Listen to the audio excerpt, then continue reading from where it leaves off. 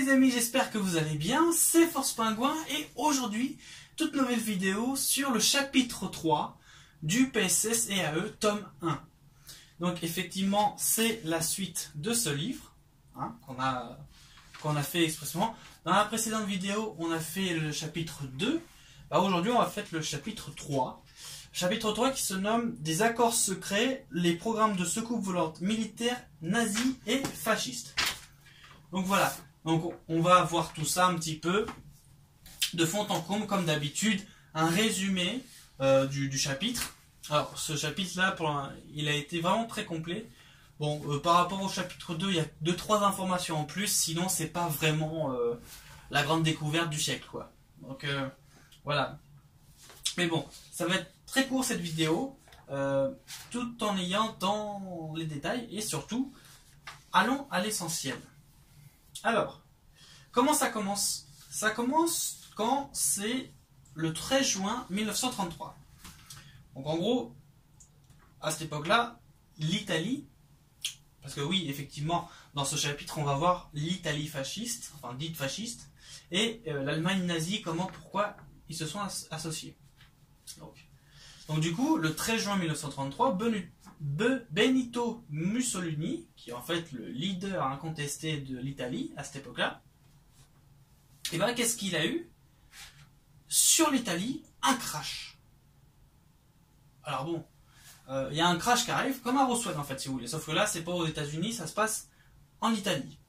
Et du coup, il y a une secoupe volante qui se crache, hop, et du coup, en fait, ils se rendent compte que ils sont ça à portée de main, c'est-à-dire une nouvelle technologie, une nouvelle forme de déplacement, transport, et du coup ça fait que, bon, on vous le dira plus tard, mais d'ores et déjà on peut vous dire que c'est d'origine extraterrestre, voilà, la technologie et la soucoupe volante, mais ça va être confirmé un peu plus tard. Et du coup ça fait que, voilà, ils se retrouvent avec une technologie exoterrestre, avec des plans, enfin un véhicule, un moyen de transport, et c'est la première nation, l'Italie, sur le plan aéronautique. Ils peuvent, avec cette technologie, être la première nation avancée technologiquement. Et donc, du coup, qui dit ça, qui dit forcément avoir une reconnaissance ultime dans le domaine de l'aéronautique. Bon.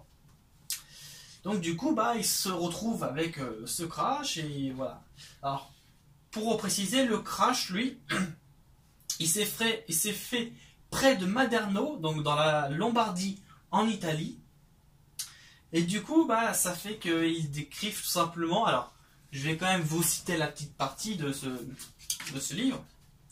Mais en fait, ils décrivent une petite secoupe volante sympathique, avec 2-3 ailes, etc. Donc, pour vous dire, donc, pour citer. Un vaisseau circulaire ressemblant à une paire de secoupes reliées par leur bord extérieur s'écrase au sol près de la commune de Maderno, en Lombardie, dans le nord de l'Italie. L'objet, fait d'un métal mince, gris argenté, mesure environ 15 mètres de diamètre et à moins de 2 mètres d'épaisseur. 2 antennes dorsales jumelles sont dirigées dans des directions opposées depuis une structure en forme de delta délimitée par une bulle transparente. 2 paires de tubes se trouvent sur les pentes qui s'élèvent depuis le dessous plat. 11 hublots sont alignés dans la moitié supérieure de chaque côté de l'aéronef. 8 autres apparaissent sur la partie inférieure, des 2 côtés également, mais sont interrompus au centre sur un côté par un trio de fenêtres ovales dans ce qui semble être une porte rectangulaire. 6 petites fenêtres ou lumières sont placées à chacune des extrémités du vaisseau, qui a subi d'énormes dommages lors de l'écrasement au sol. On n'a trouvé aucun occupant dans l'appareil. Voilà. Donc ça, c'est pour vous décrire un petit peu comment ils ont trouvé l'appareil, dans quel état, et comment ils le décrivent en fait. Voilà. Donc après, vous imaginez, bien sûr. Du coup, ça fait que ils se retrouvent avec ça, et comme toute nation, qu'est-ce qu'on va faire après avoir découvert un truc inconnu? Et on va tout simplement créer une structure qui va être à l'objectif de découvrir ce qui a été fait. Donc du coup, Benito Mussolini, qu'est-ce qu'il a fait? Il a créé le RS-33. Donc c'est un cabinet RS, recherche et espionnage. Alors, en anglais Research and Spy, spy veut dire espion, et le 33 pour la date en fait 1933. Voilà. Donc ils ont créé ce cabinet à l'université La Spezia à Rome. Donc c'est une université prestigieuse, hein, vous vous rendez compte.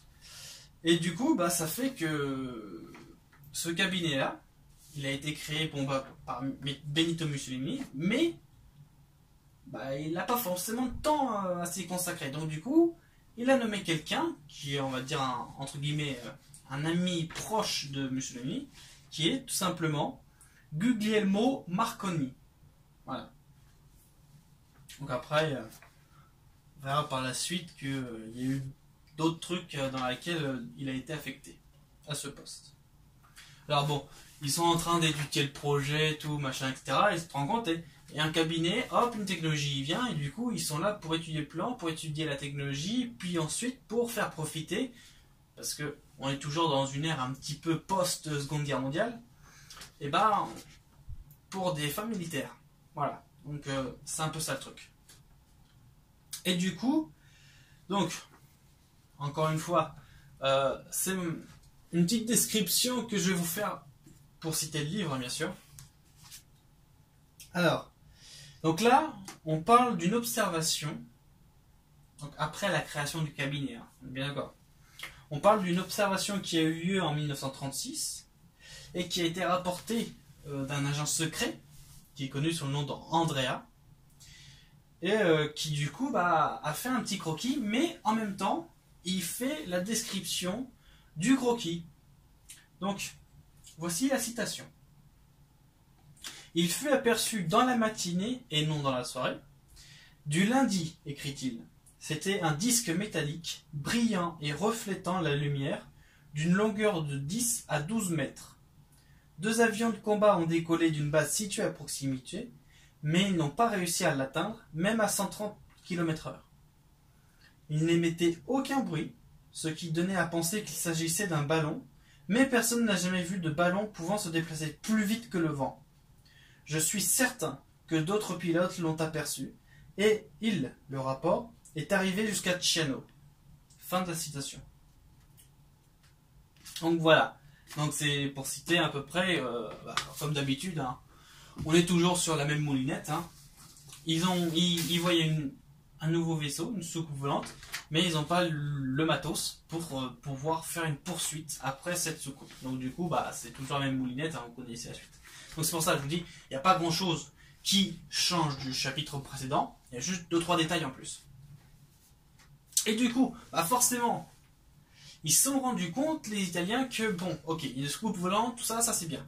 Mais, à cette époque-là, déjà, il y avait un énorme allié qui pouvait se faire, c'est-à-dire l'Allemagne nazie. Et du coup, oui, parce qu'ils avaient le choix entre l'Allemagne nazie ou les États-Unis. Et du coup, ils ont pris le plus proche. C'est un peu normal. Et du coup, ça fait quoi? Ça fait que, en partie, donc là on est en pleine Seconde Guerre mondiale, hein, d'accord? Et du coup, Benito Mussolini, il a dit, ok, on va s'allier à l'Allemagne nazie, avec Hitler. Donc c'est l'une des raisons, parce qu'on vous dit, oui, ils se sont alliés parce qu'ils avaient le même régime, parce qu'ils avaient un même but, etc. C'est vrai, hein, c'est vrai. On ne nie pas ça. C'est juste que, là, on a une preuve en plus que, pourquoi ils se sont alliés. Bon, aussi pour ça, mais d'autre part, pour aussi rechercher ensemble la technologie. Donc du coup, ça fait quoi? Ça fait que, en 1938, l'Allemagne nazie et l'Italie de Benito Mussolini, ils font une petite alliance. Voilà, alliance des deux pays. Donc après, bien sûr, on reste dans l'optique où l'Italie, n'est pas certaine que ce soit une technologie exoterrestre, et que pour les Italiens, à ce moment-là, il est probable que ça vienne soit de la France, soit du Royaume-Uni, autrement dit de la Grande-Bretagne. Donc voilà, on reste dans cette optique-là. Donc t'imagines déjà le conflit le conflit entre guillemets, hein, s'il s'aperçoit que ça vient de la France ou de la Grande-Bretagne. Alors là, autant te dire qu'on met tout le monde à zéro.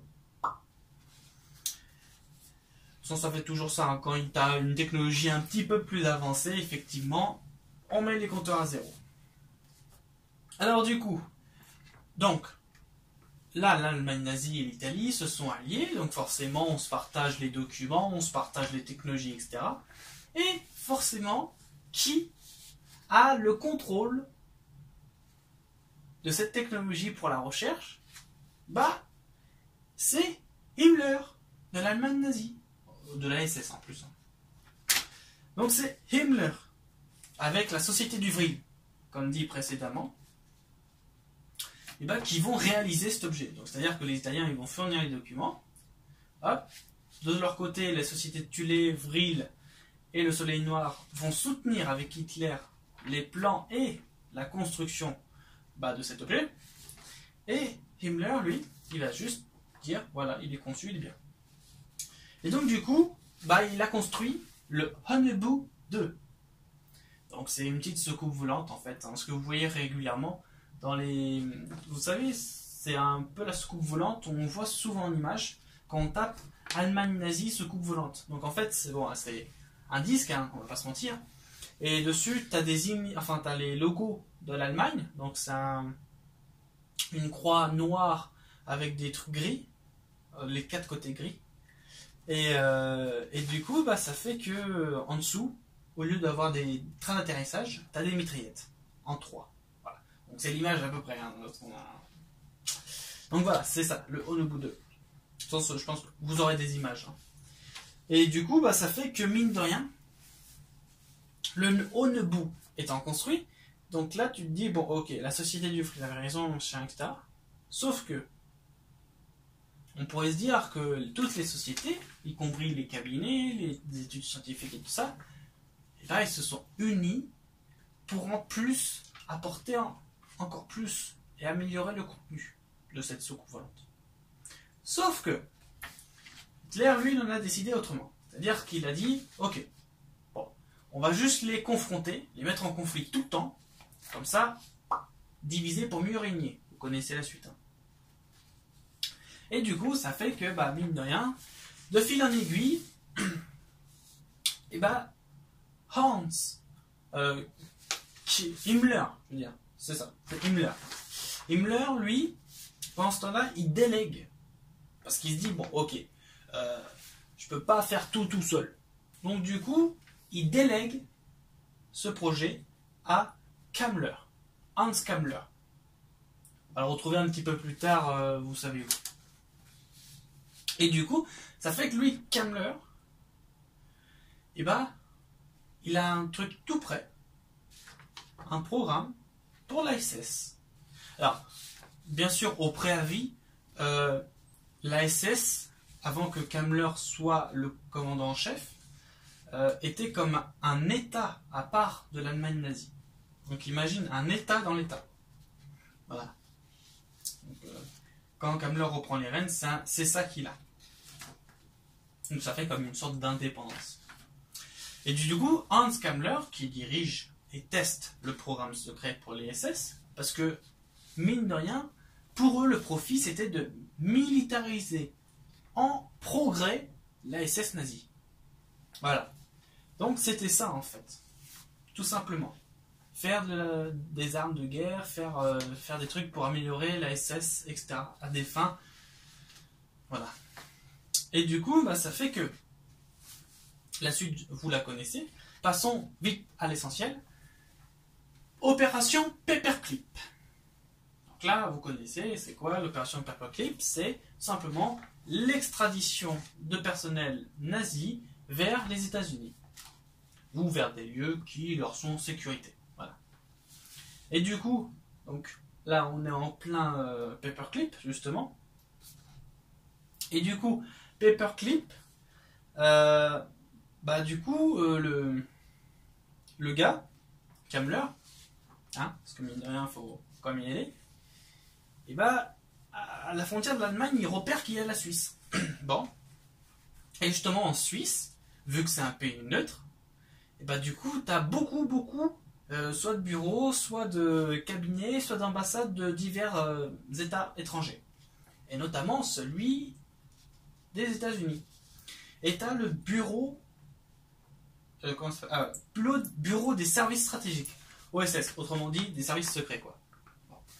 Service secret américain basé à Berne, en Suisse. Donc autant te dire que c'est pas loin de la frontière allemande, c'est ça qui est efficace. Et du coup, le Kammler, il s'est dit, bon, ça commence à chauffer dur pour les nazis, on va peut-être se réfugier là-bas, histoire de négocier l'extradition. Comme ça, tout le monde va être tranquille, peinard, et puis personne ne va rien dire. Et en fait, c'est ce qui s'est passé. Kammler, il a été voir le gars, donc autrement dit le directeur de l'OSS, c'est Alan Jules.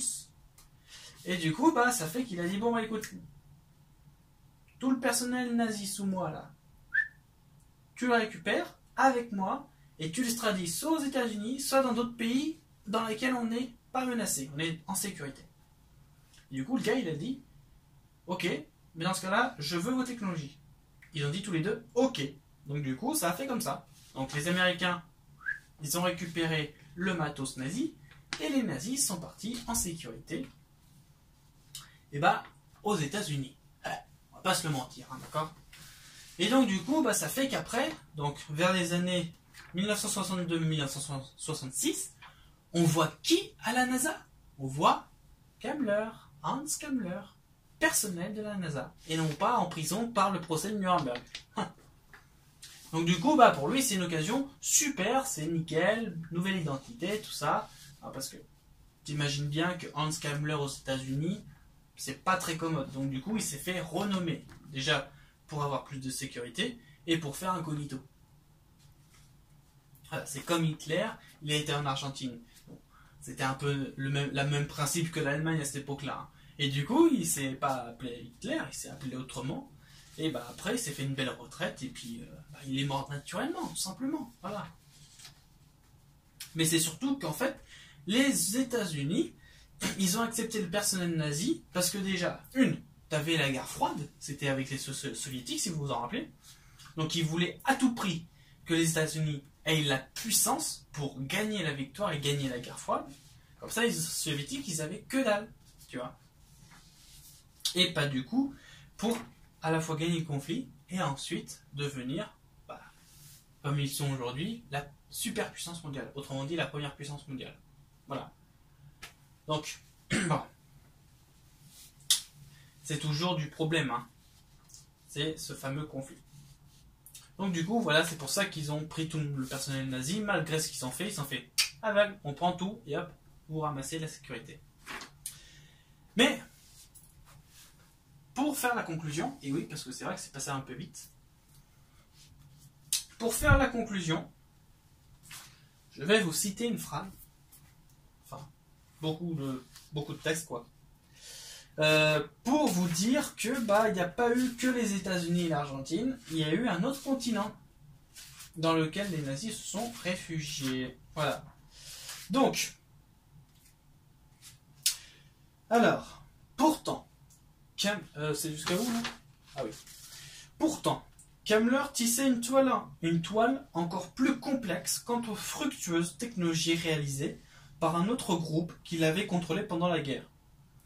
Il s'ensuivit que les composantes les plus avancées des programmes spatiaux secrets d'Allemagne furent déplacées en sûreté en Amérique du Sud et en Antarctique, bien avant la fin de la Seconde Guerre mondiale. Voilà. Donc vous avez vu les gars, les nazis se sont réfugiés en Antarctique. Preuve à l'appui. Bon, on l'avait dit depuis un petit moment, ça c'est vrai. Enfin, c'est juste pour citer le livre en fait. Hein. Donc voilà, donc du coup, ça fait qu'ils ont créé leur petite base en dessous de la glace, ils se sont mis peinards et comme ça, il n'y avait personne à la surface. Automatiquement, sur les écrans radars, t'as personne et du coup, il n'y a personne. Voilà. Donc c'est une cachette un petit peu plus. Et du coup, ça fait que après de l'Antarctique, parce qu'ils ont fait beaucoup de choses en Antarctique. Hein. L'Amérique du Sud, vu qu'elle a été, comment dire, elle a changé de régime en gros. Maintenant, c'est une république. Donc du coup, en plus, si ça ne l'est plus, ça doit être une femme qui est présidente. Si ça ne l'est plus, c'est certainement la précédente. Et du coup, ça fait quoi? Ça fait que à l'Antarctique, comme il y a le traité qui a été signé, personne ne touche au continent. Donc du coup, ils sont peinards. Effectivement, il y a aussi l'avantage de la couche d'ozone. Et oui, parce que, comme vous le savez, en Antarctique, il y a un trou dans la couche d'ozone. Et du coup, ça évite tous ces petits composants de plasma. Donc comme ils y vont, comme on dit, sans filtre. Bon, ils ont la ceinture de Von Allen à tracer, mais néanmoins, avec les technologies qu'ils ont, c'est pas un problème. Ils ont juste à calculer quand elle les passer, puis après, ils foncent. Et c'est comme ça que, de fil en aiguille, ils ont colonisé la Lune, donc Sélène, sur la face cachée. Vous doutez bien, on va pas faire ça sur la face qui est en plein public, comme on dit. Et du coup, après, ils ont construit une base nazie avec le logo, hein, bien sûr, tout va bien. Et après, ils ont eu des relations, et c'est comme ça qu'ils ont pu transiter les grilles avec les États-Unis, etc., etc. Voilà. Donc voilà la suite de l'histoire. Donc voilà, les amis, c'était pour vous résumer un petit peu ce chapitre 3 du PSS EAE tome 1. Donc voilà, les amis, j'espère en tout cas que ça vous a plu. J'espère que cela vous a été fructueux. Comme d'habitude, vous avez les commentaires pour poser vos questions, pour laisser un commentaire constructif ou peu importe. En tout cas, on sera attentif et on vous répondra avec plaisir à vos questions et à vos commentaires aussi. Si vous avez aimé la vidéo, mettez un pouce bleu, ça fera plaisir à la vidéo, puis en plus ça aide au référencement sur YouTube. Et surtout, n'hésitez pas à partager la vidéo si vous avez aimé. Sur ce, je vous souhaite une très bonne journée. On se dit à très vite dans la prochaine vidéo, donc chapitre 4, qui s'intitule La flotte noire. Donc c'est la flotte noire quoi, du PSS et AE tome 1. Et du coup, on vous expliquera tout ça, tout ce qui est la création de la flotte noire et tout. On vous retient au courant d'ici là. Je vous souhaite une bonne journée, bon appétit si vous êtes à table bien sûr, et on se dit à très vite pour le chapitre 4. Salut tout le monde!